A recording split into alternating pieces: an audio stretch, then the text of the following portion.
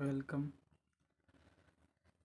ನಮಸ್ತೆ ಸ್ನೇಹಿತರೆ, ಇವತ್ತು KPSC ಗ್ರೂಪ್ ಸಿ ಪ್ರಶ್ನೆ ಪತ್ರಿಕೆ GK ಪ್ರಶ್ನೆ ಪತ್ರಿಕೆಯನ್ನು ಇವತ್ತು ನಾವು ಡಿಸ್ಕಸ್ ಮಾಡ್ತಾ ಇದ್ದೀವಿ. ದಯವಿಟ್ಟು ನಮ್ಮ ಚಾನಲ್ನ ಸಬ್ಸ್ಕ್ರೈಬ್ ಮಾಡಿ. ಹಲವಾರು ಪ್ರಶ್ನೆ ಪತ್ರಿಕೆಗಳನ್ನು ನಮ್ಮ ಯೂಟ್ಯೂಬ್ ಚಾನಲಲ್ಲಿ ಇರುತ್ತವೆ.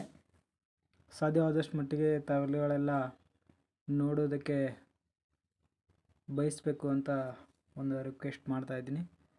ಓಕೆ, ಸ್ಟಾರ್ಟ್ ಮಾಡ್ತೀನಿ ನೋಡ್ರಿ. ಶೇರ್ ಶಾ ಸೂರಿ ಹೇಳಿಕೆ ಇರುವುದು ಆತನ ಅಂತ ಕೇಳಿದ್ದಾರೆ. ಅಂದ್ರೆ ಶೇರ್ ಶಾ ಸೂರಿ ಅವರ ಹೇಳಿಕೆ ಏನಾಗಿತ್ತು ಅಂತಂದ್ರೆ, ಹುಮಾಯೂನನ ವಿರುದ್ಧ ದಿಗ್ವಿಜಯವನ್ನು ಸಾಧಿಸಿರುವುದು, ಉತ್ಕೃಷ್ಟ ಸೇವೆಯ ನಾಯಕತ್ವದಲ್ಲಿ, ಆಡಳಿತ ಸುಧಾರಣೆಯಲ್ಲಿ, ಜಾತ್ಯತೀತ ಧೋರಣೆಯಲ್ಲಿ. ಶೇರ್ ಶಾ ಸೂರಿ ಅವರು ಎಲ್ಲಿ ಬರ್ತಾರೆ? ಉತ್ತರ ಬಂದು ಆಡಳಿತ ಸುಧಾರಣೆಯಲ್ಲಿ. ಇದು ದೆಹಲಿಯ ಸುಲ್ತಾನರು ಕಾಲದೊಳಗೆ ಈ ಹುಮಾಯೂನನ ನಂತರ 15 ವರ್ಷಗಳ ಕಾಲ ಒಂದು ಸೂರ್ ಮನೆತನ ಬರುತ್ತೆ. ಆ ಸೂರ್ ಮನೆತನದ ಸ್ಥಾಪಕನೇ ಈ ಶೇರ್ ಶಾ ಸೂರಿ. ಇವನನ್ನು ಏನಂತ ಕರೀತಾರಂದ್ರೆ ಅಕ್ಬರನ ಮುನ್ಸೂಚಕ ಅಂತಲೂ ಕೂಡ ಕರೆಯುವಂಥದ್ದನ್ನು ನಾವಿಲ್ಲಿ ನೋಡ್ತೀವಿ. ಸೊ ಇಲ್ಲಿ ಒಂದೇ ಫ್ರೇಮಲ್ಲಿ 2 ಕ್ವಶನ್ ಇರೋದ್ರಿಂದ ನಾವು ಪಕ್ಕದ ಕ್ವಶನನ್ನು ಕೂಡ ಪ್ರಶ್ನೆಯನ್ನು ಕೂಡ ನಾವು ಏನು ಮಾಡೋಣ, ನೋಡ್ತಾ ಹೋಗೋಣ. ಆತ್ಮೀಯತಾ ಸಿದ್ಧಾಂತವನ್ನು ರೂಪಿಸಿದ ಮೊದಲ ಮುಸ್ಲಿಂ ದೊರೆ ರಾಜ್ಯದ ದೈವಿಕ ಹಕ್ಕು ಸಿದ್ಧಾಂತ ಬಗ್ಗೆ ಯಾವುದು ಅಂತ ಕೊಟ್ಟಿದ್ದಾರೆ. ಬಲ್ಬನ್ ಅದರ ಉತ್ತರ. ನಂತರ ಉತ್ತರ ಭಾರತದಲ್ಲಿ ರಾಷ್ಟ್ರಕೂಟರೊಡನೆ ಔನ್ನತ್ಯ ಸಾಧಿಸ ಹೊರಟಿರುವ ಅಧಿಕಾರಿ ಯಾರು ಅಂತಂದ್ರೆ ಪಾಲರ ಪ್ರತಿಹಾರರು ಅಂಥೇಳಿ ಬರ್ತಾರೆ. ಮೊಘಲರ ಕಾಲದಲ್ಲಿ ತೈಲಚಿತ್ರ ಪ್ರಾಧಾನ್ಯತೆ ಪಡೆದಿದ್ದು ಇವರ ಆಳ್ವಿಕೆ ಅವಧಿಯಲ್ಲಿ ಅಂತಂದ್ರೆ ಜಹಾಂಗೀರನ ಆಳ್ವಿಕೆಯಲ್ಲಿ. ನಂತರ ನೋಡ್ರಿ, 3ನೇ ಪಾನಿಪತ್ ಯುದ್ಧದಲ್ಲಿ ಮರಾಠರು ಸೋಲಿಸಿದವರು ಯಾರು ಅಂತಂದ್ರೆ ಅಫ್ಘಾನರು ಅಂತ ಬರ್ತಾರೆ. ಮೂರನೇದು, ಮೊದಲನೇ ಪಾನಿಪತ್ ಯುದ್ಧ ಯಾರ ಮಧ್ಯೆ ನಡೆಯುತ್ತದೆ? ಬಾಬರ್ ಮತ್ತು ಲೋಧಿ. ಬಾಬರ್ ಮತ್ತು ಬೆಹಲೂರ್ ಲೋಧಿ ಅಂತ ಹೇಳಿ ಬರ್ತಾರೆ, ಅವ್ರ ಮಧ್ಯೆ ನಡೀತೈತಿ. ಎರಡನೇದು ಅಕ್ಬರನ ಮತ್ತು ಹೇಮು ಮಧ್ಯೆ ನಡೆಯುವಂಥದ್ದು. ಮೂರನೇದು ಪಾನಿಪತ್ ಯಾರ ಮಧ್ಯೆ ನಡೀತೈತಿ ಅಂತಂದ್ರೆ ಮರಾಠರು ಮತ್ತು ಅಫ್ಘಾನರ ಮಧ್ಯೆ ನಡೆಯುವಂಥದ್ದು. ಇನ್ನು ವಿಜಯನಗರ ಸಾಮ್ರಾಜ್ಯದ ಅವಶೇಷಗಳು ಲಭ್ಯವಿರುವುದು ಎಲ್ಲಿ ಅಂತ ಕೇಳಿದ್ದಾರೆ. ವಿಜಯನಗರ ಸಾಮ್ರಾಜ್ಯ ಹಂಪಿಯಲ್ಲಿ ಅವರ ಅವಶೇಷಗಳನ್ನು ನಾವು ಕಾಣ್ತೀವಿ. ನಂತರ ಇರ್ತಕ್ಕಂಥ ಪ್ರಶ್ನೆ ನೋಡಿ ಹೀಗಿದೆ. ಕೆಲವು ಭಾರತೀಯ ಕಲಿಕಾ ಶಾಲೆಗಳು ಮತ್ತು ಅವರು ಪ್ರಾರಂಭದ ಕರ್ತೃಗಳನ್ನು ಇಲ್ಲಿ ನೀಡಲಾಗಿದೆ ಅಂತ ಕೊಟ್ಟಿದ್ದಾರೆ. ಇಲ್ಲಿ ಮೇಲಿನ ಎಲ್ಲವುಗಳು ಸರಿಯಾಗಿರುವಂಥದ್ದು. ಪಕ್ಷಿಲಾ ಸ್ವಾಮಿಯನ್ ವಾತ್ಸಾಯನ ನ್ಯಾಯಶಾಸ್ತ್ರ, ಪ್ರಶಸ್ತ ಪಾದದ ವೈಶೇಷಿಕ, ವ್ಯಾಸರಾಯರದು ಯೋಗ, ಶಂಕರಾಚಾರ್ಯರು ವೇದಾಂತ. ಮೇಲಿನ ಎಲ್ಲವುಗಳು ಸರಿಯಾಗಿರ್ತಕ್ಕಂಥದ್ದು. ಮುಸ್ಲಿಂ ಲೀಗ್ ತನ್ನ ಸ್ವ ಆಳ್ವಿಕೆಯನ್ನು ಧ್ಯೇಯದ ಮುಖ್ಯಾಂಶವಾಗಿ ಅಳವಡಿಸಿಕೊಂಡಿದ್ದು ಯಾವಾಗ ಅಂತಂದ್ರೆ 1912ರಲ್ಲಿ. ನಂತರ ಮತ್ತೊಂದು ಪ್ರಶ್ನೆ ಇದೆ ನೋಡ್ರಿ. ದುಂಡು ಮೇಜಿನ ಪರಿಷತ್ತಿನ 3 ಸಭೆಯಲ್ಲಿ ಭಾಗವಹಿಸಿದವರು ಯಾರು ಅಂತಂದ್ರೆ ಡಾಕ್ಟರ್ BR ಅಂಬೇಡ್ಕರ್ ಅವರು. ಗಾಂಧೀಜಿಯವರು ಎಷ್ಟು ದುಂಡು ಮೇಜಿನ ಸಮ್ಮೇಳನದಲ್ಲಿ ಭಾಗವಹಿಸಿದ್ರು ಅಂತಕ್ಕಂಥದ್ದನ್ನು ಕಮೆಂಟ್ ಮಾಡಿರಿ. ಅದೇ ರೀತಿಯಾಗಿ ಕರ್ನಾಟಕದಿಂದ ಯಾರು ಪ್ರತಿನಿಧಿ ದುಂಡು ಮೇಜಿನಲ್ಲಿ ಭಾಗವಹಿಸಿದ್ರು ಅನ್ನೋದನ್ನು ಕೂಡ ಕಮೆಂಟ್ ಮಾಡಿ ಹೇಳ್ರಿ. ಇನ್ನು ನೆಕ್ಸ್ಟ್ ಈ ಕಡೆ ಕ್ವಶನ್ ನೋಡೋಣ. ಭಾರತದ ರಾಷ್ಟ್ರೀಯ ಚಳವಳಿಯನ್ನು ಬಲಪಡಿಸಲು ಕಾರಣಕರ್ತರಾದ ಮತ್ತು ಕೆಲವು ಪ್ರಮುಖ ಚಳವಳಿಗಳನ್ನು ನೀಡಲಾಗಿದೆ. ಸರಿಯಾದನ್ನು ಆರಿಸಿ ಅಂತ ಹೇಳಿದ್ದಾರೆ. ದಂಡಿ ಸರಿಯಾದನ್ನು ಆರಿಸಿ ಅಂತ ಹೇಳಿದ್ದಾರೆ. A ಮತ್ತು B ಸರಿಯಾದ ಉತ್ತರ. ನೋಡ್ರಿ, ದಂಡಿ ಯಾತ್ರೆ ಮಹಾತ್ಮ ಗಾಂಧೀಜಿಯವರು. ಪೂರ್ಣ ಸ್ವರಾಜ್ಯ ನಿರ್ಧಾರವನ್ನು ಲಾಹೋರ್ ಕಾಂಗ್ರೆಸ್ ಅಧಿವೇಶನದಲ್ಲಿ ಜವಾಹರ್ಲಾಲ್ ನೆಹರೂರವರು ಘೋಷಣೆ ಮಾಡ್ತಾರೆ 1929ರಲ್ಲಿ. ಓಕೆ. ಬರ್ಡೋಲಿ ಆಂದೋಲನ ಖಾನ್ ಅಬ್ದುಲ್ ಗಫಾರ್ ಖಾನ್ರವರು ಅಲ್ಲ, ಅವರು ಗಡಿನಾಡು ಗಾಂಧಿ. ಇನ್ನು ಕೆಂಪಂಗಿ ದಳ ಚಳವಳಿ ಸರ್ದಾರ್ ವಲ್ಲಭ್, ಇದು ಕೂಡ ತಪ್ಪಾಗಿರುವಂಥದ್ದು. ಇನ್ನು ಇನ್ನೊಂದು ಪ್ರಶ್ನೆ ಬಂತು ನೋಡ್ರಿ ಇಲ್ಲಿ. ಸೌಮ್ಯ ಉಗ್ರಗಾಮಿ ಹೋಳಾದ ಸಮಯದಲ್ಲಿ ಕಾಂಗ್ರೆಸ್ನ ಅಧ್ಯಕ್ಷತೆ ಯಾರಾಗಿದ್ದರು ಅಂತ. ರಾಸ್ ಬಿಹಾರಿ ಬೋಸ್ರವರಾಗಿದ್ದರು.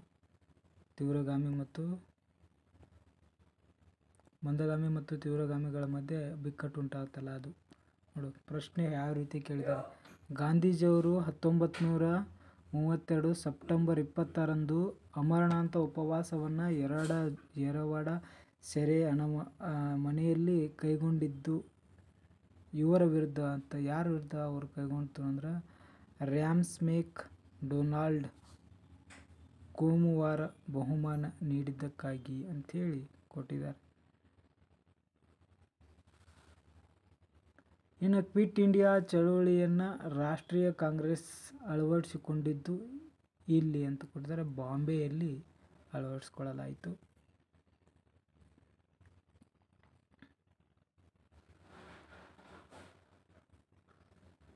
ನೆಕ್ಸ್ಟ್ ನೋಡ್ರಿ, ಆಧುನಿಕ ಭಾರತದ ಕೆಲವೊಂದು ಮಹತ್ವದ ಕೃತಿಕಾರರು ಮತ್ತು ಅವರ ಕೃತಿಗಳನ್ನು ನೀಡಲಾಗಿದೆ.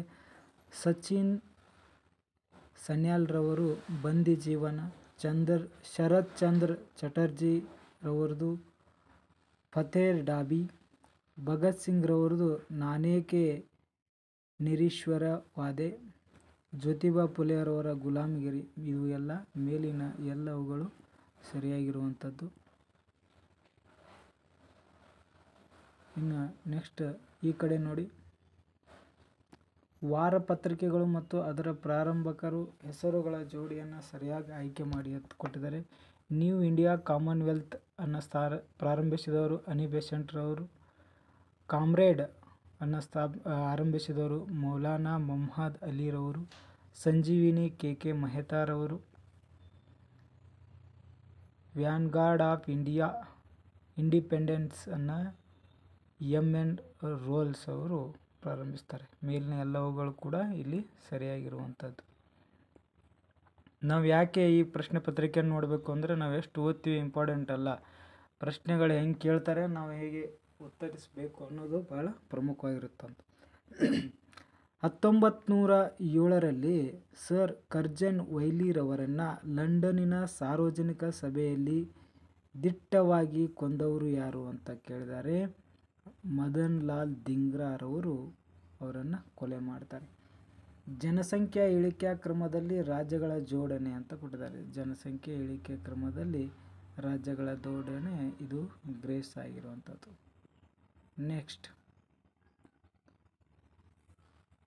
ಕ್ಯಾಬ್ನೆ ಕ್ವಾರಿ ಹರಿಯುವ ಮತ್ತು ಅರಾವಳಿಯಲ್ಲಿ ಹುಟ್ಟಿದ ನದಿ ಯಾವುದು ಅಂತಂದ್ರೆ ಸಾಬರ್ಮತಿ ನದಿ. ಇದು ಗುಜರಾತಲ್ಲಿ ಬರುತ್ತೆ. ಇನ್ನು 20ನೇ ಪ್ರಶ್ನೆ ನೋಡಿ, ಈ ರಾಜ್ಯದ ಜನದಟ್ಟಣೆಯ ಇಳಿಕೆಯ ಕ್ರಮವನ್ನು ಬರೆಯಿರಿ ಅಂತ ಕೊಟ್ಟಿದ್ದಾರೆ. ಇದು ಕೂಡ ಗ್ರೇಸ್ ಆಗಿರುವಂಥದ್ದು. ಏಲಕ್ಕಿ ಬೆಟ್ಟಗಳ ಮತ್ತೊಂದು ಹೆಸರೇನು ಅಂತಂದ್ರೆ ಯಲಗಿರಿ ಬೆಟ್ಟಗಳು ಅಂತ ಕರೀತಾರೆ. ಏಲಕ್ಕಿ ಬೆಟ್ಟಗಳ ಮತ್ತೊಂದು ಹೆಸರೇನು? ಯಲಗಿರಿ ಬೆಟ್ಟಗಳು. ಈ ಹೇಳಿಕೆಗಳನ್ನು ಪರಿಗಣಿಸಿ ಯಾವುದು ಸರಿ ನಿರ್ಧರಿಸುವುದು. ಅಕ್ಕಿಯು ಭಾರತದ ಪ್ರಧಾನ ಧಾನ್ಯ ಬೆಳೆಯಾಗಿರುವಂಥದ್ದು. ಭಾರತದ ಅಕ್ಕಿಯು ರಫ್ತು ಮಾಡುವ ಅಗ್ರ ದೇಶಗಳಲ್ಲಿ ಒಂದಾಗಿದೆ ಅಂತ ಕೊಟ್ಟಿದ್ದಾರೆ. ಸೊ ಉತ್ತರ ನೋಡೋದಾದರೆ ಈ ಮೇಲಿನ ಹೇಳಿಕೆಗಳಲ್ಲಿ ಯಾವ ಹೇಳಿಕೆ ಸರಿಯಾಗಿದೆ? ಎ ಮಾತ್ರ ಸರಿಯಾಗಿದೆ ಅಂತ ಹೇಳಿದ್ದಾರೆ. ಅಕ್ಕಿ ರಫ್ತಲ್ಲಿ ಭಾರತ ಪ್ರಥಮ ಇಲ್ಲ ಅಂತ ಅರ್ಥ ಆಯ್ತಲ್ವ.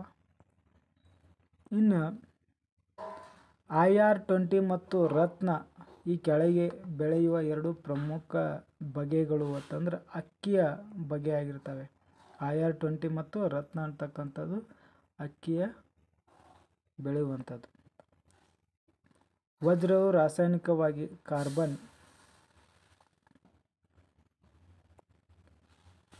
ಧಾತುಗಳು CaGSiC ಇವು ಕಾರ್ಬಾಂಡರಮ್ ಇವುಗಳನ್ನು ಒಳಗೊಂಡ ಸಂಯುಕ್ತ ಅಂತ ಕೇಳಿದ್ದಾರೆ. ಸಿ ಮತ್ತು ಡಿ ಸರಿಯಾಗಿ ಇರುವಂಥ ಉತ್ತರ.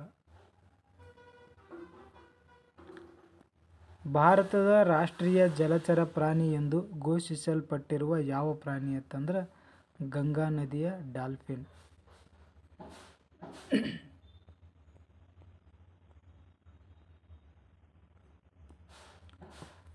ಈ ಸಂಯುಕ್ತಗಳನ್ನು ಪರಿಗಣಿಸಿ ಅಂತ ಕೊಟ್ಟಿದ್ದಾರೆ. Benzene, carbon tetrachloride, sodium carbonate, trichloroethylene ಅಂತ A, B, D ಮಾತ್ರ ಸರಿಯಾಗಿರುವಂಥದ್ದು. ಇನ್ನು ಅಗ್ನಿಶಾಮಕದಲ್ಲಿ ಬಳಕೆಯಾಗುವ ಅನಿಲ ಯಾವುದು ಅಂತ ಕೇಳಿದರೆ ಕಾರ್ಬನ್ ಡೈಆಕ್ಸೈಡ್. ಇದು ಬೆಂಕಿಯನ್ನು ನಂದಿಸಲು ಬಳಸುವಂಥದ್ದು. ಮೀನಿನ ಘನೀಕರಣ ಸರೋವರದಲ್ಲಿ ಬದುಕುಳಿಯಲು ಕಾರಣ ತಳಭಾಗದ ಸಮೀಪದಲ್ಲಿ ನೀರು ಘನೀಭವಿಸುವುದು. ಇನ್ನು ನಿಂಬೆ ಹಣ್ಣಿನಲ್ಲಿ ಮತ್ತು ಕಿತ್ತಳೆಯಲ್ಲಿರುವ ಆಮ್ಲ ಯಾವುದು ಅಂತಂದ್ರೆ ಸಿಟ್ರಿಕ್ ಆಮ್ಲ. ಇನ್ನು ರಾಸಾಯನಿಕವಾಗಿ ಅಡಿಗೆ ಸೋಡಾ ಎಂದರೆ ಸೋಡಿಯಂ ಕ್ಲೋರೈಡ್. ನಿರ್ವಾತ ವಿದ್ಯುತ್ ಬಲ್ಬ್ನ ತಂತುವಿನಿಂದ ಗಾಜಿಗೆ ಯಾವ ವಿಧಾನದಲ್ಲಿ ಉಷ್ಣ ವರ್ಗಾವಣೆ ಆಗುವುದು ಅಂತಂದ್ರೆ ವಿಕಿರಣಗಳಲ್ಲಿ.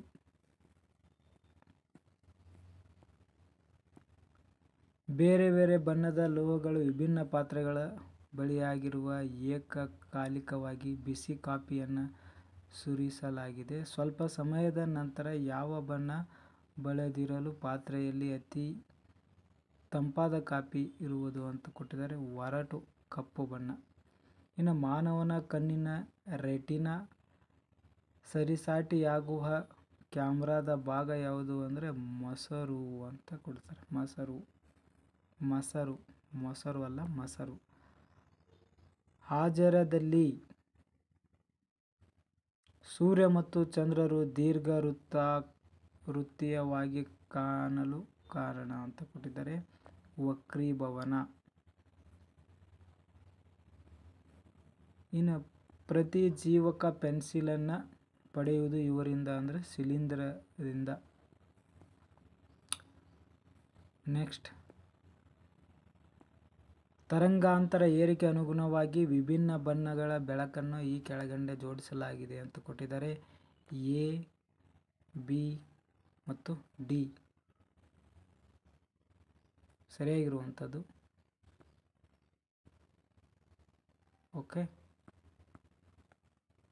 ಈ ಕೆಳಗಿನ ಈ ಪ್ರಾಣಿಗಳ ಪೈಕಿ ಸಸ್ತನಿ ಅಲ್ಲ.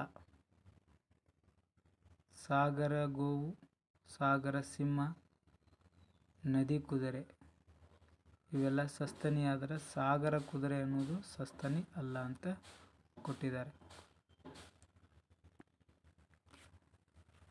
ಸ್ಮಾಗ್ನಲ್ಲಿರುವ ಪ್ರಬಲ ಕಣ್ಣು ಉರಿಕಾರಕ. ಉತ್ತರ ಬಂದು 3.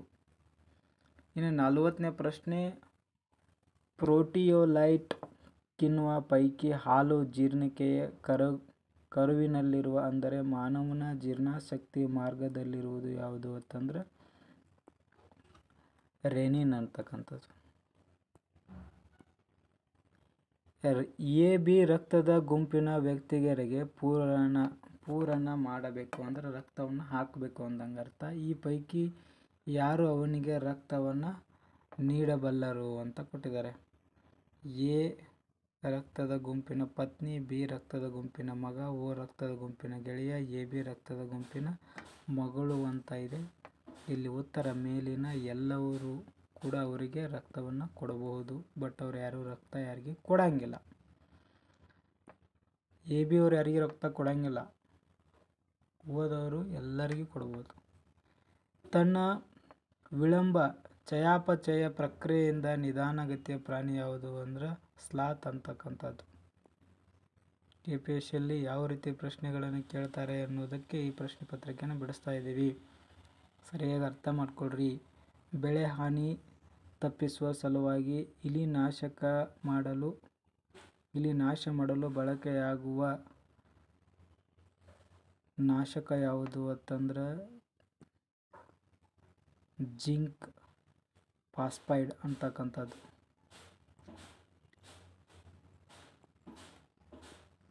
ಭಾರತದ ಮೊದಲ ಟಾಕಿ ಚಿತ್ರ ಯಾವುದು ಅಂತಂದ್ರೆ ಆಲಂ ಆರ ಅಂತಕ್ಕಂಥದ್ದು. ಈ ಪೈಕಿ ಕುಂಭಮೇಳ ನಡೆದಿದ್ದೆಲ್ಲಿ ಅಂತ ಕೊಟ್ಟಿದ್ದಾರೆ. ನಾಸಿಕಲ್ಲಿಯೂ ನಡೆದಿದೆ, ಹರಿದ್ವಾರ, ಪ್ರಯಾಗ, ಉಜ್ಜಯಿನಿಯಲ್ಲಿ ಕೂಡ ನಡೆದಿರ್ತಕ್ಕಂಥ ಮೇಲಿನ ಎಲ್ಲವುಗಳು ಇಲ್ಲಿ ಸರಿಯಾಗಿರುವಂಥದ್ದು. ಇನ್ನು ಕಾರ್ಟೆಸ್ ಎಂಬುದು ಇದರ ಪಾರ್ಲಿಮೆಂಟು ಅಂತ ಕೊಟ್ಟಿದ್ದಾರೆ. ಉತ್ತರ ಬಂದು 4ನೇದು. ಇನ್ನು ಧರ್ಮಗಳು ಅವರ ಪವಿತ್ರ ಗ್ರಂಥಗಳು ಅಂತ ಕೊಟ್ಟಿದ್ದಾರೆ. ಇವುಗಳನ್ನು ಏನು ಮಾಡಿರಿ, ಹೊಂದಿಸಿ ಬರೆಯಿರಿ ಅಂತ ಕೊಟ್ಟಿದ್ದಾರೆ ನೋಡ್ರಿ. ಹಾಗಾದರೆ ಜುಡಾಯಿಸ್ ಧರ್ಮ ತೊಹಿರಾ ಅವರ ಪವಿತ್ರ ಗ್ರಂಥ. ಟಾವೋಯಿಸಮ್ ಅಂದ್ರೆ ಓಟ ಟೀಚಿಂಗ್ ಅಂತಕ್ಕಂಥ ಧರ್ಮ.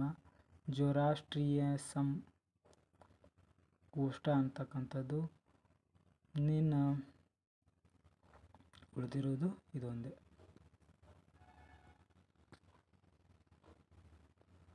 ಇವತ್ತು 50 ಮಾಡೋಣ, ನೆಕ್ಸ್ಟ್ 50 ಮತ್ತೊಂದು ಅವಧಿಯಲ್ಲಿ ಮಾಡೋಣ.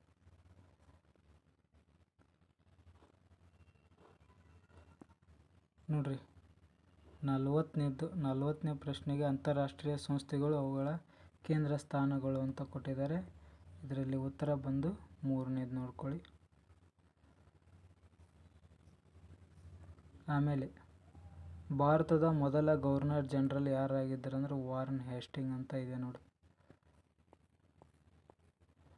ಇನ್ನು ದಾದಾ ಸಾಹೇಬ್ ಫಾಲ್ಕೆ ಪ್ರಶಸ್ತಿಯನ್ನು ಮೊದಲ ಪುರಸ್ಕೃತರು ಶ್ರೀಮತಿ ದಾದಾ ಸಾಹೇಬ್ ಫಾಲ್ಕೆ ಪ್ರಶಸ್ತಿ ಮೊದಲ ಪುರಸ್ಕೃತರು ಶ್ರೀಮತಿ ದೇವಿಕಾ ರಾಣಿ ಅಂತ ಕೊಟ್ಟಿದ್ದಾರೆ. ಭಾರಿ ವಾಹನ ಕಾರ್ಖಾನೆ ಎಲ್ಲಿದೆ ಅಂದರೆ ಅವಧಿಯಲ್ಲಿದೆ. ಮೆಸೊಪೊಟೇಮಿಯಾ ಎಂಬುದು ಇದರ ಹಳೆಯ ಹೆಸರು, ಇರಾನಿನ ಹೆಸರು. ಹೊಂದಿಸಿ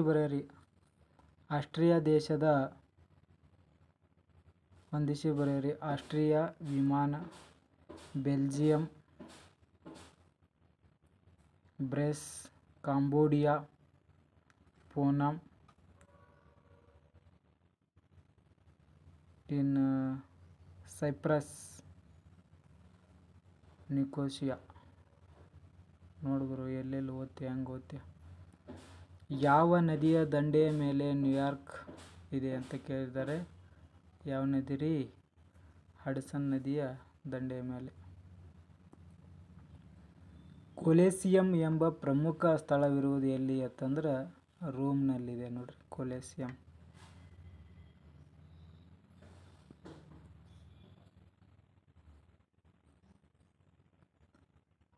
ರಾಷ್ಟ್ರ ಧರ್ಮದ ಚಕ್ರದಲ್ಲಿ ಎಷ್ಟು ಗೆರೆಗಳಿವೆ ಅಂದರೆ ಅರಗಗಳು ಅಂದರೆ 24 ಇದೆ. ಇಲ್ಲಿ ನೋಡ್ರಿ ವಿಶ್ವಸಂಸ್ಥೆಯ ಪ್ರಶ್ನೆ ಹೆಂಗಿದೆ. UNDIO ಇದರ ಕೇಂದ್ರ ಕಚೇರಿ ಎಲ್ಲೈತಿ ಅಂತಂದ್ರೆ ವಿಯೆಟ್ನಾಂದಲ್ಲೈತಿ.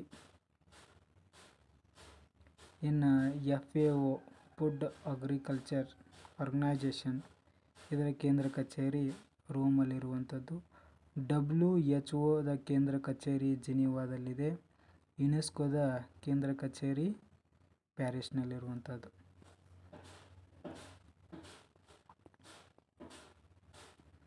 ಭಾರತದ ಮೊದಲ ಉಪಗ್ರಹ ಉಡಾವಣಾ ವರ್ಷ 1975 ಸ್ಪುಟ್ನಿಕ್ ಅಲ್ಲ, ಆರ್ಯಭಟ. 61ನೇ ಹುಲಿ ಯೋಜನೆ ಕಾಯ್ದಿಟ್ಟ ಸ್ಥಳದಲ್ಲಿ ಸಂಬಂಧಿಸಿದ ಕೆಳಗಿನ ಯಾವುದು ಸರಿಯಾಗಿ ಹೊಂದಾಣಿಕೆ ಆಗಿಲ್ಲ ಅಂತ ಕೊಟ್ಟಿದ್ದಾರೆ. ವಾಲ್ಮೀಕಿ, ಹಜಾರಿಬಾಗ್, ಸಾರಿಸ್ಕಾ, ಅಲ್ವಾರ್, ನಾಗಾರ್ಜುನ ಸಾಗರ, ಶ್ರೀಶೈಲಂ. ಇದು ತಪ್ಪಾಗಿರುವಂಥದ್ದು. ಥರ್ಮಲ್ ವಿದ್ಯುತ್ ಯೋಜನೆಗೆ ಸಂಬಂಧಿಸಿದ ಕೆಳಗಿನವುಗಳಲ್ಲಿ ಯಾವುದು ಸರಿಯಾಗಿ ಹೊಂದುತ್ತದೆ ಅಂತ ಕೊಟ್ಟಿದ್ದಾರೆ. ಕಲಾಸ್, ಗುಜರಾತ್. ಇನ್ನು ದೇಶಗಳು ಮತ್ತು ಅವುಗಳ ಕರೆನ್ಸಿಯನ್ನು ನೋಡೋದಾದರೆ ಚೀನಾ ದೇಶದ ಕರೆನ್ಸಿ ಚೀನಾ ದೇಶದ್ದು ಯುವಾನ್.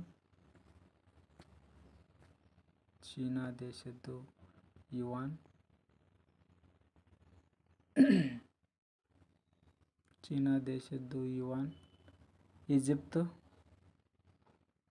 ಈಜಿಪ್ಟ್ ಯಾವುದ್ರಿ? ಈಜಿಪ್ತಿನ ಪೌಂಡ್. ಇನ್ನು ಜರ್ಮನಿ ಯೂರೋ. ಇರಾನದ್ದು ರಿಯಾಲ್. ಜನಪದ ರಂಗಭೂಮಿಯ ಸ್ಥೂಲ ರೂಪವಾದ ತಮಾಷೆ ಎಂಬುದು ಇಲ್ಲಿ ಕಂಡುಬರ್ತೈತಿ ಅಂದ್ರೆ ಮಹಾರಾಷ್ಟ್ರದಲ್ಲಿ ನಾಟಕ ಪ್ರಕಾರವಾಗಿರ್ತಕ್ಕಂಥ. ಈ ಕೆಳಗಿನವುಗಳಲ್ಲಿ ಯಾವುದು ಸಾರ್ಕ್ನ ಸದಸ್ಯ ರಾಷ್ಟ್ರವಾಗಿಲ್ಲ? ಬರ್ಮಾ ಈಸ್ ನಾಟ್ ಸಾರ್ಕ್ ಸದಸ್ಯ ರಾಷ್ಟ್ರ. ಮಾಲ್ಡೀವ್ಸ್ ಇದೆ, ಬಾಂಗ್ಲಾದೇಶ್ ಇದೆ, ಭೂತಾನ್ ಇದೆ. ಪ್ರಕಾಶಮಾನವಾದ ಗ್ರಹ ಯಾವುದು ಅಂತಂದ್ರೆ ಶುಕ್ರ. ಸೂರ್ಯನಿಗೆ ಅತಿ ಸಮೀಪವಾಗಿರ್ತಕ್ಕಂಥ ಗ್ರಹ ಯಾವುದು ಅಂತಂದ್ರೆ ಬುಧ ಗ್ರಹ. ಗ್ರಹಗಳಲ್ಲಿ ಅತ್ಯಂತ ದೊಡ್ಡ ಗ್ರಹ ಯಾವುದು ಅಂತಂದ್ರೆ ಗುರುಗ್ರಹ. ಫೋಬಸ್ ಮತ್ತು ನೋಮಸ್ ಎಂಬ 2 ಉಪಗ್ರಹಗಳನ್ನು ಹೊಂದಿರುವ ಗ್ರಹ ಯಾವುದು ಅಂತಂದ್ರೆ ಮಂಗಳ ಗ್ರಹ. ಕರ್ನಾಟಕ ಸಂಗೀತಕ್ಕೆ ಈ ಕೆಳಗಿನ ಯಾವ ಸಂಬಂಧಿಸಿದವರಲ್ಲಿ ಯಾರು ಅಂತ ಕೊಟ್ಟಿದ್ದಾರೆ? ಸಂಬಂಧಿಸಿದಿಲ್ಲದವರು ನೆಗೆಟಿವ್ ಇದೆ. ಶ್ಯಾಮಶಾಸ್ತ್ರಿ, ತ್ಯಾಗರಾಜ್ ಮತ್ತು ಮುತ್ತುಸ್ವಾಮಿ ದೀಕ್ಷಿತ್ರವರು ಕರ್ನಾಟಕಕ್ಕೆ ಸಂಬಂಧಿಸಿರುವುದು. ಅಲಿಪ್ತ ಚಳವಳಿಯ ಮೊದಲ ಶೃಂಗ ಎಲ್ಲಿ ನಡೆದಿದೆ ಅಂತ ಕೊಟ್ಟಿದ್ದಾರೆ. ಎಲ್ಲಿ ಅಂತಂದ್ರೆ 3ನೇ ಉತ್ತರ ಬಿಲ್ ಗ್ರೇಡ್ ಅನ್ನುವ ಸ್ಥಳದಲ್ಲಿ ನಡೆದಿರುವಂಥದ್ದು. ಇನ್ನು ನಂತರ ಪ್ರಪಂಚದ ಅತ್ಯಂತ ದೊಡ್ಡದಾದ ಸುಪೀರಿಯರ್ ಕೊಳ ಎಲ್ಲಿದೆ ಅಂತಂದ್ರೆ ಸುಪೀರಿಯರ್ ಸರೋವರ ಅಮೇರಿಕಾದಲ್ಲಿ ಕಂಡು ಬರ್ತಕ್ಕಂಥದ್ದು. ಭಾರತದ ಉದ್ದವಾದ ಅಣೆಕಟ್ಟು ಯಾವುದು ಅಂದ್ರೆ ಹಿರಾಕುಡ್ ಅಣೆಕಟ್ಟು. ಬಾಕ್ರಾನಂಗಲ, ನಾಗಾರ್ಜುನ ಸಾಗರ ಇದು ಆಂಧ್ರ ಪ್ರದೇಶದೊಳಗಿರುವಂಥದ್ದು. ಇದು ಕೃಷ್ಣಾ ನದಿಗೆ.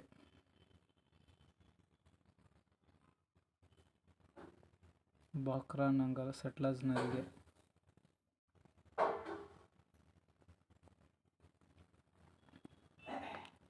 ಪುರಾತನವಾದ ಸೆಂಟ್ ಥಾಮಸ್ ಚರ್ಚ್ ಈ ರಾಜ್ಯದಲ್ಲಿದೆ ಅಂದರೆ ಕೇರಳದಲ್ಲಿದೆ. ಮೊದಲ ಏಷ್ಯನ್ ಪಂದ್ಯಾವಳಿಗಳು ನಡೆದಿದ್ದು ಎಲ್ಲಿ ಅಂತಂದ್ರೆ ನವದೆಹಲಿಯಲ್ಲಿ.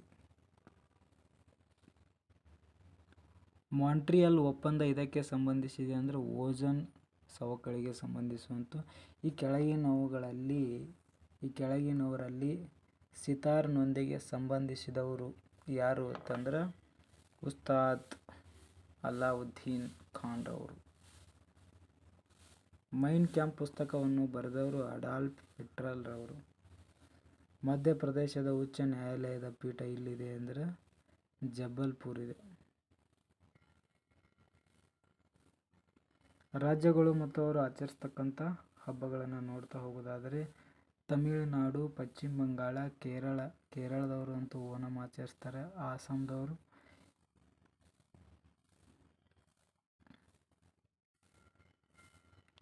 ನೋಡ್ರಿ ತಮಿಳುನಾಡದವರು ಪೊಂಗಲ್ ಆಚರಿಸ್ತಾರೆ.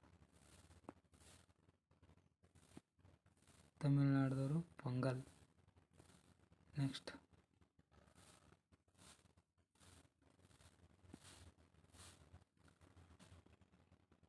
ತಮಿಳುನಾಡದವರು ಪೊಂಗಲ್, ಸರಿನಾ? ತಮಿಳುನಾಡದವರು ಪೊಂಗಲ್. ನಂತರ ಪಶ್ಚಿಮ ಬಂಗಾಳದವರು ಸಹೂರ್ಲ್ ಅಂತ ನೋಡ್ರಿ ಇದು. ಆಮೇಲೆ ಕೇರಳದವರು ಓಣಂ ಆಚರಿಸ್ತಾರೆ. ಆಸಾಂದವರು ಏನು ಆಚರಿಸ್ತಾರೆ ಅಂತಂದ್ರೆ ಬಿಹುವನ್ನು ಆಚರಣೆ ಮಾಡುವಂಥದ್ದು. ಇನ್ನು ನಂತರ ಬರ್ತಕ್ಕಂಥ 77ನೇ ಪ್ರಶ್ನೆ ನೋಡೋದಾದ್ರೆ ಸವಲತ್ತುಹೀನ ಜನರಿಗೆ ಯಾವ ರಾಜ್ಯ ಸರ್ಕಾರವು ಅನ್ನಪೂರ್ಣ ರಸೋಯಿ ಯೋಜನೆಯನ್ನು ಅನುಷ್ಠಾನಗೊಳಿಸಿದೆ ಅಂತಂದರೆ ರಾಜಸ್ಥಾನ ಸರ್ಕಾರ. 2016ನೇ ಸಾಲಿನ ವಿಶ್ವದ ಅತ್ಯಂತ ಶಕ್ತಿಯುತ ಜನರ ಪಟ್ಟಿಯಲ್ಲಿ ಯಾವ ಅಂತಾರಾಷ್ಟ್ರೀಯ ಚೇತನವುಳ್ಳ ಅಗ್ರಸ್ಥಾನವನ್ನು ಗಳಿಸಿದೆ ಅಂತಂದ್ರೆ ಡೊನಾಲ್ಡ್ ಟ್ರಂಪ್ ರವರು. ಇನ್ನು ಕೆಳಗಿನ ಯಾವುದು ವಾಯು ಕ್ಷಿಪಣಿ ಮಾಧ್ಯಮದ ವ್ಯಾಪ್ತಿಯ ಬಹುಗುರಿಯ ಮೇಲ್ಮಿತಿ ಅಂತ ಕೊಟ್ಟಿದ್ದಾರೆ. ಮೇಲ್ಮೈ ಅದು ಅಂತಂದ್ರೆ ಆಕಾಶ್ ಅಂತಕ್ಕಂಥದ್ದು. 2016ನೇ ವರ್ಷದ ICC ಮಹಿಳಾ ತಂಡ ಯಾವ ಭಾರತೀಯ ಮಹಿಳಾ ಬ್ಯಾಟ್ಸ್ಮನ್ ಸ್ಮೃತಿ ಮಂದಣ್ಣರವರು ಈಗ RCB ಟೀಮ್ನ ಕ್ಯಾಪ್ಟನ್, ಮಹಿಳಾ RCB ಟೀಮ್ನ. ಯುನಿಸೆಫ್ನ ನೂತನ ಜಾಗತಿಕ ಸದ್ಭಾವನಾ ರಾಯಭಾರಿಯಾಗಿ ಯಾವ ಬಾಲಿವುಡ್ನ ನಟಿ ಆಯ್ಕೆಯಾಗಿದ್ದಾರೆ ಅಂದರೆ ಪ್ರಿಯಾಂಕಾ ಚೋಪ್ರಾರವರು. ಪ್ರಪ್ರಥಮ ಬಾರಿಗೆ ಭಾರತದಲ್ಲಿ ಶಕ್ತಿ ಅಗತ್ಯ ಬಳಕೆ ಬಡತನ ಪೂರ್ವಕವಾಗಿ ಬಳಕೆಯಾಗಿರುವುದು ಅಂದ್ರೆ ದಂಡೇಕರ್ ಮತ್ತು ರಾತ್ ಅಂತಕ್ಕಂಥವ್ರು. ನಂತರ ನೋಡ್ರಿ, ಮೊದಲನೇ ಪಂಚವಾರ್ಷಿಕ ಯೋಜನೆ ಯಾವ ಮಾದರಿಯನ್ನು ಅಳವಡಿಸಿಕೊಂಡಿದೆ ಅಂದರೆ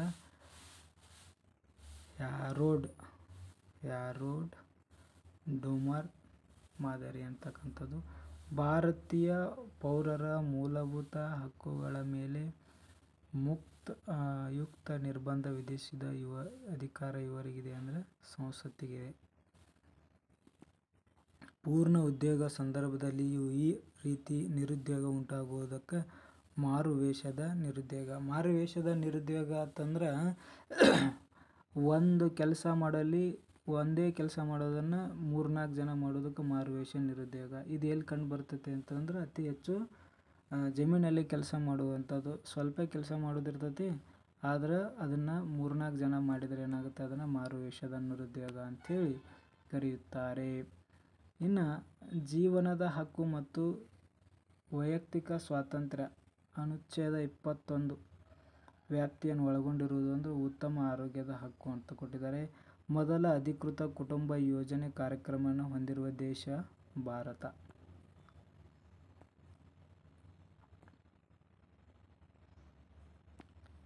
ಮೂಲ ಸಂವಿಧಾನವು ಮೂಲಭೂತ ಕರ್ತವ್ಯಗಳನ್ನು 7 ಪ್ರವರ್ಗಗಳನ್ನಾಗಿ ವರ್ಗೀಕರಿಸಲಾಗಿತ್ತು. ಆದರೆ ಈಗ ಇರುವುದು ಅಂದ್ರೆ 6. ಇನ್ನು ಭಾರತದ ಹಣಕಾಸಿನ ಮಸೂದೆಯನ್ನು ಇದರಿಂದ ದೃಢಪಡಿಸಲಾಗುತ್ತೆ ಅಂದ್ರೆ ಸಭಾಪತಿ. ಇದು ಹಣಕಾಸಿನ ಮಸೂದೆ ಇದೇ ಇಲ್ಲ ಅಂತೇಳಿ ದೃಢಪಡಿಸೋರು ಯಾರು ಅಂತಂದ್ರೆ ಸಭಾಪತಿಯಾಗಿರ್ತಾರೆ. ಹಣಕಾಸಿನ ಮಸೂದೆಯನ್ನು ಮಂಡಿಸಲು ಫಸ್ಟಿಗೆ ಅನುಮತಿ ನೀಡೋರು ಯಾರು ಅಂತಂದ್ರೆ ರಾಷ್ಟ್ರಪತಿರವರು. ನೆಕ್ಸ್ಟ್ ನೋಡ್ರಿ, ಉಪಾಧ್ಯಕ್ಷರ ಅಧಿಕಾರಾವಧಿ 5 ವರ್ಷ ಆಗಿರ್ತದೆ. ರಾಜ್ಯ ನೀತಿಯ ನಿರ್ದೇಶಕ ತತ್ವಗಳ ಸಬಲೀಕರಣಕ್ಕಾಗಿ ಕೆಳಗಿನವುಗಳಲ್ಲಿ ಯಾವುದು ನ್ಯಾಯಾಲಯದತ್ತ ಪೌರರು ಸಾಗಬೇಕಾಗುತ್ತದೆ? ಸರ್ವೋಚ್ಚ ನ್ಯಾಯಾಲಯ, ಉಚ್ಚ ನ್ಯಾಯಾಲಯ 1 ಮತ್ತು 2 ಮೇಲಿನ ಯಾವುದೂ ಅಲ್ಲ. ಮೂಲಭೂತ ಹಕ್ಕುಗಳು ಮಾತ್ರ ಕೋರ್ಟಲ್ಲಿ ಹೋಗ್ಬೋದು. ರಾಜ್ಯ ನಿರ್ದೇಶಕ ತತ್ವಗಳು ಕೋರ್ಟಿಗೆ ಹೋಗೋದಕ್ಕೆ ಬರುವುದಿಲ್ಲ. ಮತ್ತು ಕರ್ತವ್ಯಗಳು ಕೂಡ ಯಾವುದೇ ಕೋರ್ಟಲ್ಲಿ ಹೋಗೋಕ್ಕೆ ಬರುವುದಿಲ್ಲ. ಕೆಳಗಿನವುಗಳಲ್ಲಿ ಅನುಕ್ರಮವಾಗಿ 2 ಅವಧಿಗೆ ಕಾರ್ಯನಿರ್ವಹಿಸಿದ ಅಧ್ಯಕ್ಷರುಗಳು ರಾಜೇಂದ್ರ ಪ್ರಸಾದ್ರವರು. ಕಾನೂನುಬದ್ಧ ಮತ್ತು ಯುದ್ಧ ಘೋಷಣೆ ಅಥವಾ ಶಾಂತಿ ನಿರ್ಣಯವನ್ನು ಘೋಷಿಸಲು ಯಾರು ಸಕ್ಷರು ಅಂತಂದ್ರೆ ಅಧ್ಯಕ್ಷರು ಅಥವಾ ರಾಷ್ಟ್ರಪತಿಯವರು. ಏಷಿಯನ್ ಡೆವಲಪ್ಮೆಂಟ್ ಬ್ಯಾಂಕ್ಗೆ ಸಂಬಂಧಿಸಿದಂತೆ ಕೆಳಗಿನವುಗಳಲ್ಲಿ ಯಾವ ಹೇಳಿಕೆ ನಿಜವಾಗಿದೆ? ಬ್ಯಾಂಕಿನ ಅಧೀನ ಸಹಾಯಕ ಅಂತಕ್ಕಂಥದ್ದು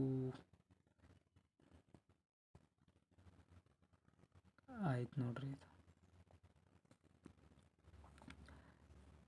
ಟ್ರಿಪ್ಸ್ ವ್ಯಾಪಾರ ಸಂಬಂಧಿಸಿದ ಭೌತಿಕ ಆಸ್ತಿ ಹಕ್ಕುಗಳು ಮತ್ತು ಟ್ರಿಪ್ಸ್ ವ್ಯಾಪಾರವು ಸಂಬಂಧಿಸಿದ ಹೂಡಿಕೆ ಕ್ರಮಗಳು ಇದಕ್ಕೆ ಸಂಬಂಧಿಸಿದವಂತಂದ್ರೆ ಡೆಕೆಲ್ ಪ್ರಸ್ತಾವನೆ. ಗುಲ್ಬರ್ಗಾ ಕೋಟೆಯನ್ನು ಮೊದಲು ಕಟ್ಟಿದ ಹಿಂದೂ ದೊರೆ ಯಾರು ಅಂತಂದ್ರೆ ರಾಜ ಗುಲ್ಬನ್ ಚಂದ್. ಗುಲ್ಬರ್ಗಾ ಕೋಟೆಯನ್ನು ಮೊದಲು ಕಟ್ಟಿದ ಹಿಂದೂ ದೊರೆ ನೋಡ್ರಿ, ಗೊತ್ತಿರಲಿಲ್ಲ ನನಗಿದು. ಇನ್ನು ಪ್ರಸಿದ್ಧ ಪುಸ್ತಕವಾದ ಇಸ್ಮಾಯಿಲ್ ಇಸ್ರಾರ್ ಈ ಕೆಳಗಿನ ಮೇಲೆ ಮಾತ್ರ ಅಧಿಕಾರವನ್ನು ಹೊಂದಿದ್ದು ಅಂದ್ರೆ ಕುರಾನ್ ಮೇಲೆ. ಸಂಯುಕ್ತ ಸಂಸ್ಥಾನ ಡೆಟ್ರಾಯಿಟ್ ಪ್ರದೇಶ ಇದಕ್ಕೆ ಪ್ರಸಿದ್ಧವಾಗಿದೆ ಅಂದರೆ ಮೋಟಾರ್ ವಾಹನಗಳಿಗೆ.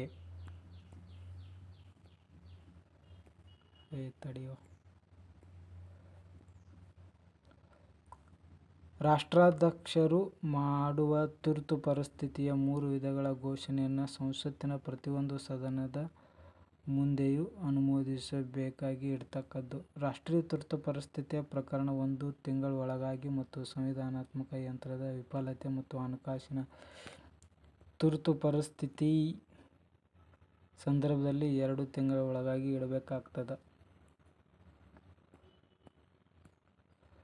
ಭಾರತ ರಿಸರ್ವ್ ಬ್ಯಾಂಕ್ ವಿನಿಮಯ ಪತ್ರ ಸೋಡಿ ಮಾಡುವುದು ಹೀಗೆನ್ನಲಾಗುತ್ತದೆ ಬ್ಯಾಂಕುಗಳ ದರ ಅಂತ ಕರೀತಾರೆ.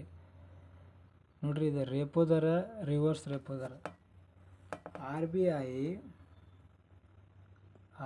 ಬಿ ಐ ಬ್ಯಾಂಕ್ಗಳಿಗೆ ಕೊಡೋ ದರವನ್ನು ರೇಪೋ ದರ ಅಂತ ಕರೀತಾರೆ. ಬ್ಯಾಂಕುಗಳು ಆರ್ ಬಿ ಐಗೆ ಕೊಡ್ತಕ್ಕಂಥ ಸಾಲವನ್ನು ಏನಂತ ಕರೀತಾರೆ, ರಿವರ್ಸ್ ರೇಪೋ ದರ ಅಂತ ಕರೀತಾರೆ. ಇದು ಗೊತ್ತಿರಲಿ. ರಾಷ್ಟ್ರಪತಿಗಳು ಯಾವ ಕಲಮಿನ ಆಧರಿಸಿ ಹಣಕಾಸಿನ ಆಯೋಗವನ್ನು ನೇಮಕ ಮಾಡಲಾಗುತ್ತದೆ ಅಂತಂದ್ರೆ ಸಂವಿಧಾನದ 280ನೇ ವಿಧಿ ಅನ್ವಯವಾಗಿ ರಾಷ್ಟ್ರಪತಿಗಳು ಹಣಕಾಸಿನ ಆಯೋಗವನ್ನು ನೇಮಕ ಮಾಡ್ತಾರೆ. ಈಗ ಹಣಕಾಸಿನ ಆಯೋಗದ ಅಧ್ಯಕ್ಷರನ್ನ ಯಾರು ನೇಮಕ ಮಾಡಿದ್ದಾರೆ ಅಂದರೆ ಅರವಿಂದ್ ಪನಗಾರಿ ಅಂತಕ್ಕಂಥವ್ರನ್ನ ಈ ಸಾರಿ ನೇಮಕ ಮಾಡಿರ್ತಕ್ಕಂಥ. ಅವರ ಅವಧಿಯನ್ನು ಕೆಳಗಡೆ ಕಮೆಂಟ್ ಮಾಡಿರಿ. ನೋಡ್ರಿ, ಎಷ್ಟು ಓದಿ ಇಂಪಾರ್ಟೆಂಟ್ ಅಲ್ಲ, ಪ್ರಶ್ನೆ ಪತ್ರಿಕೆ ಹೇಗೆ ಬರುತ್ತೆ ಅನ್ನೋದು ಅದನ್ನು ನೀವು ತಿಳಿದು ಓದಿದರೆ ಮಾತ್ರ ನೀವು ಸಕ್ಸಸ್ ಆಗೋದಕ್ಕೆ ಸಾಧ್ಯವಾಗ್ತದೆ. ದಯವಿಟ್ಟು ಈ ವಿಡಿಯೋನ ಸಬ್ಸ್ಕ್ರೈಬ್ ಮಾಡಿಕೊಡ್ರಿ ಮೊದಲನೇದಾಗಿ. ಆಮೇಲೆ ವಿಡಿಯೋನ ಶೇರ್ ಮಾಡಿ. Thank you one and all.